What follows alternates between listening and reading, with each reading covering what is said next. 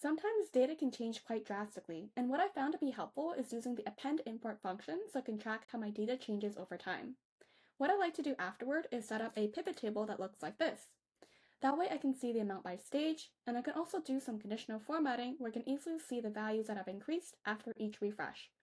On top of this, in column L, I've set up alert notifications using calculated fields so that if any of these stages change significantly, it'll send an alert directly to my Slack so I can quickly go back to my spreadsheet, double-click, and deep dive into my opportunities like this. Now, let's go back and see a refresh and alert in action.